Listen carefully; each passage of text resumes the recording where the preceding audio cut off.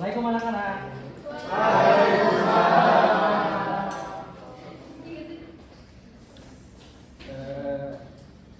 Sudah kedatangan saya? Sebelumnya selamat pagi dan siang ya. Bagaimana kabar kalian?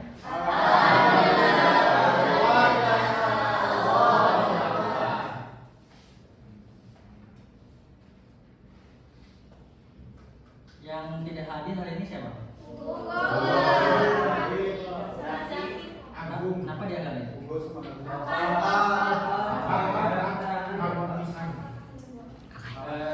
Sebelum pelajaran kali ini dimulai, saya ingin untuk dari KM kelas ini membacakan doa terlebih dahulu ya. Siapa kan ya? Saya Pak. Nah, Sebelum belajar, karena belajar kita berdoa terlebih dahulu, berdoa dalam hati mulai. Selesai. Baik, sebelum kelas dimulai, saya ingin membuat peraturan terlebih dahulu ya, yang wajib untuk kalian taati di kelas saya kali ini. Untuk peraturan yang pertama, yang kalian harus ikuti dan patuh, itu kalian harus memperhatikan ketika saya menjelaskan. Yang kedua, dilarang berbicara dengan teman sendiri. Seperti itu ya.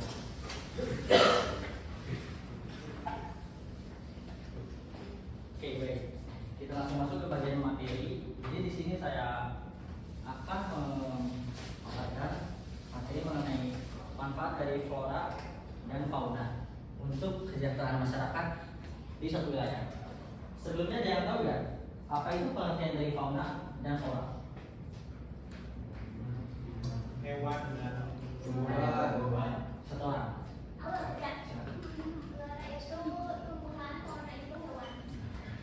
Betul sekali. Jadi flora itu merupakan suatu tumbuhan yang tumbuh di suatu wilayah, sedangkan fauna ini merupakan hewan yang ada di wilayah. Nah, untuk tujuan pembelajaran kita kali ini, yang pertama itu peserta didik mampu menjelaskan pengertian flora dan fauna serta pentingnya persebaran keduanya dari kehidupan di bumi. Lalu yang kedua, peserta didik juga mampu mengidentifikasi faktor-faktor yang mempengaruhi persebaran flora dan fauna di berbagai wilayah. Yang ketiga, mampu menganalisis berbagai manfaat persebaran flora dan fauna dalam aspek ekonomi, ekologi, sosial, budaya, dan lingkungan. Dan yang terakhir, peserta didik mampu menunjukkan sikap peduli lingkungan dalam memahami pentingnya pelestarian flora dan fauna untuk keberlanjutan kehidupan. Next. Nah, di sini pengertian flora ini tumbuhan yang ada di muka bumi, contohnya itu ada padi, jagung, singkong, dan sebagainya. Lalu fauna ini merupakan hewan yang ada di muka bumi seperti sapi, ayam, burung, dan lain-lain. Persebaran dari flora dan fauna ini sangat penting untuk ekosistem, ekonomi, budaya, dan kehidupan manusia. Dikarenakan flora dan fauna dapat menunjang kehidupan suatu masyarakat di suatu wilayah, dikarenakan berbagai manfaatnya yang sangat banyak. Dan setiap wilayah juga pasti memiliki keanekaragaman hayati flora fauna yang berbeda-beda. Lalu ada faktor yang mempengaruhi persebaran flora dan fauna. Yang pertama dari iklim. Di dalam iklim ini ada suhu, curah hujan, dan gelombang. Pastinya ketika kita berbicara mengenai iklim, suatu tumbuhan dapat hidup dari kondisi tertentu. Contohnya ketika kita melihat di dataran tinggi, di sana suhu relatif minus, dingin. Jadi di dieng itu tanaman-tanaman seperti padi itu tidak cocok ketika ditanam di dataran tinggi. Lalu yang kedua ada kondisi tanah. Kondisi tanah juga sangat mempengaruhi ya bagi kesuburan ataupun kelayakan hidup bagi suatu tanaman. Nah, yang ketiga topografi dan ketinggian. Ketika berbicara mengenai topografi dan ketinggian, pastinya ada ciri khas tertentu dari suatu tumbuhan ataupun hewan yang hidup di dataran tertentu. Kita lihat di dataran tinggi, hewan yang biasa hidup di dataran tinggi itu ada seperti elang Jawa. Lalu ketika flora di dataran tinggi ada teh, kopi, dan sebagainya. Lalu yang terakhir ada aktivitas manusia seperti pertanian, deforestasi, serta perdagangan spesies. seperti yang kita tahu juga ya teman anak-anak, di Indonesia banyak sekali pertanyaan spesies hewan langka. Contohnya seperti penyelundupan orangutan, terus burung cendrawasih di Papua yang memiliki ciri khas bulu yang sangat indah. Nah, di sini saya ingin salah satu dari kalian untuk membacakan apa itu. Silakan Mas. Ada manfaat persebaran flora dan flora sebagai sumber pangan. Yang pertama, menyediakan bahan makanan pokok, padi, gandum, jagung. Lalu yang kedua, sumber buah, sayur dan juga rempah. Yang ketiga, mendukung ketahanan pangan.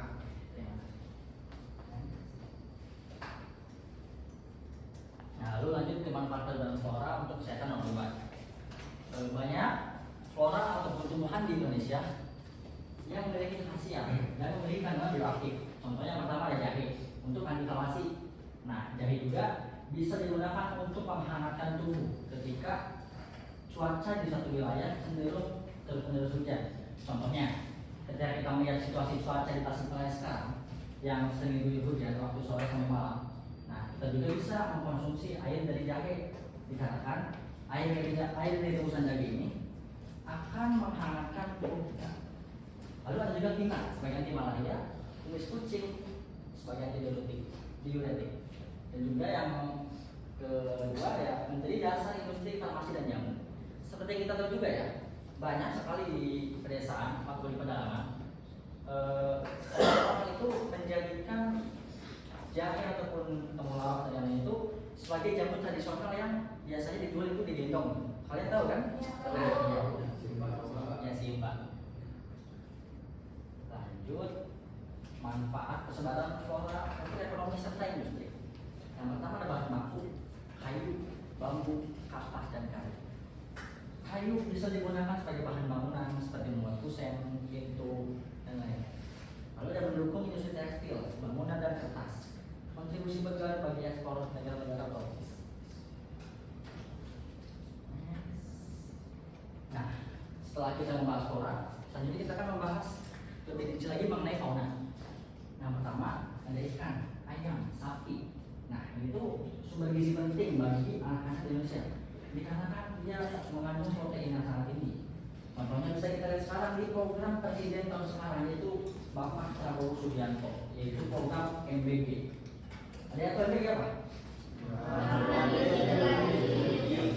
Nah, di situ kan sangat banyak gizi ya, dari mulai daging, sayuran, susu. Lalu lanjut ke hewan ternak dan hasil laut yang bernilai ekonomi tinggi. Contohnya ada lobster, udang, kerang.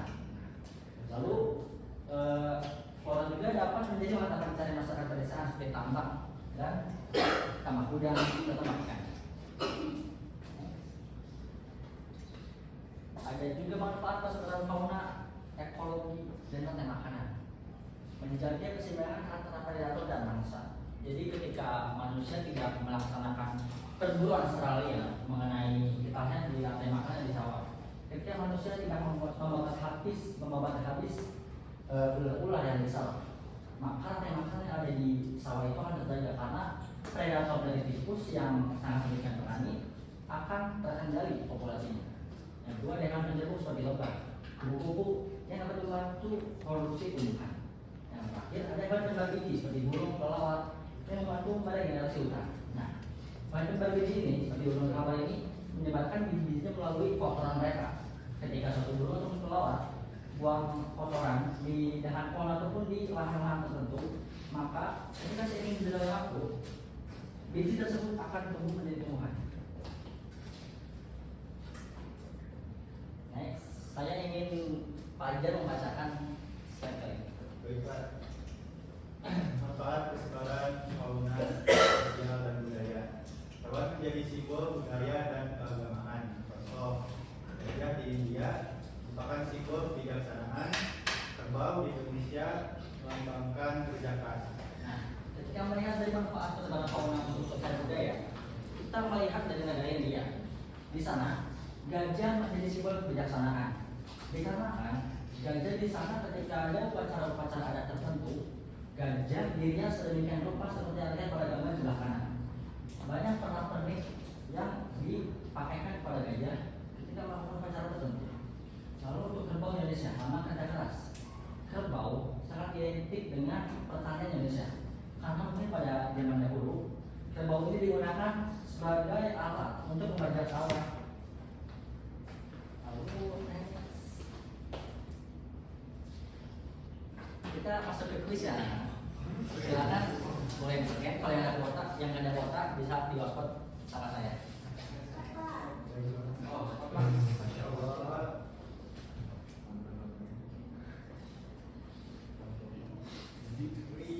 Oh ini.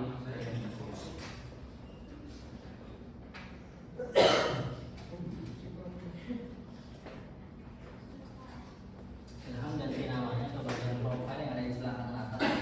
Ganti pakai nama masing-masing biar saya bisa mengetahui dengan jelas kemampuan kalian. Itu bantuan.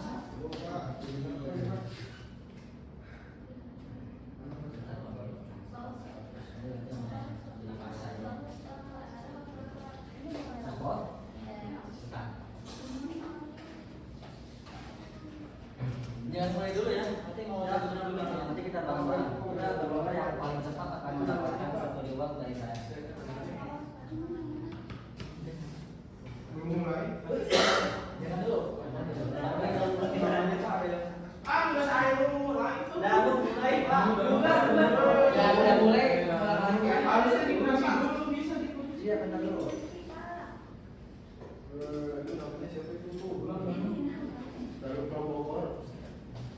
Bentar ya.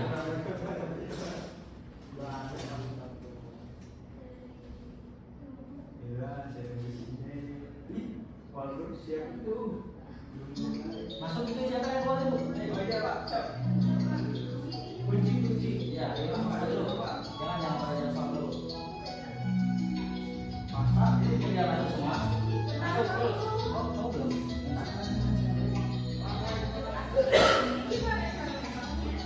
Masa cewek. Masuk dulu guys. Ke yang ini siapa ya? Itu si Jenal. Nah, bentar saya tutup dulu ya. Hei, Usman.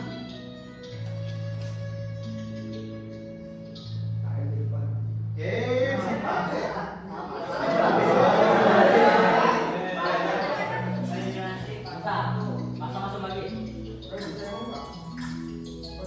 Bentar ya, jangan pada mulai dulu. Masuk lagi, Pak.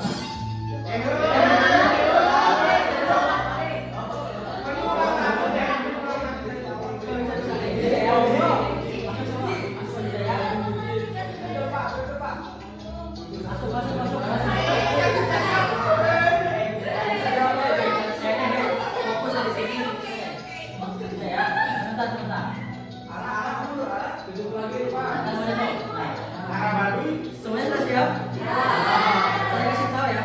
Di sini saya akan mengambil juara 1, 2, dan 3. Itu akan mendapatkan hadiah eksklusif dari saya. Intinya harus kesempatan waktu sama ketepatan jawaban. Sudah siap? 1,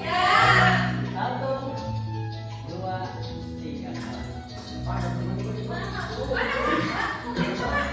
Sabar.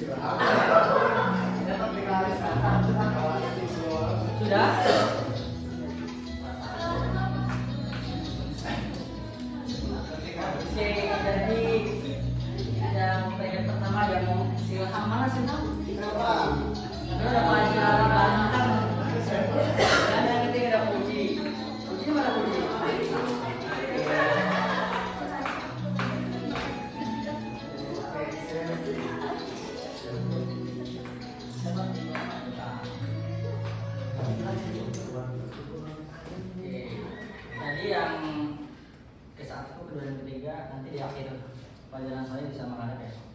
Lanjut kita ke kesimpulan. Sebelumnya ada nggak dari kalian yang ingin menyimpulkan? Boleh. Dan Jadi pelajaran kali ini tentang flora dan fauna yaitu flora tumbuhan yang ada di muka bumi seperti padi, jagung, singkong, dan fauna hewan yang ada di muka bumi. Persebarannya penting untuk ekosistem, ekonomi, budaya, kehidupan manusia setiap wilayah memiliki keanekaragaman hayati. Adapun faktor yang mempengaruhi persebaran flora dan fauna yang pertama dari iklim, kondisi tanah, topografi, dan aktivitas manusia. Terus ada manfaat persebaran, menyediakan bahan makanan, manfaat persebaran flora yaitu menyediakan bahan makanan pokok seperti padi, gandum, dan lain-lain. Terus mendukung ketahanan pangan. Terus ada manfaat persebaran flora bagi tumbuhan. Banyak tumbuhan yang memiliki antioksidan seperti kayak tadi yang Bapak bilang jahe. Terus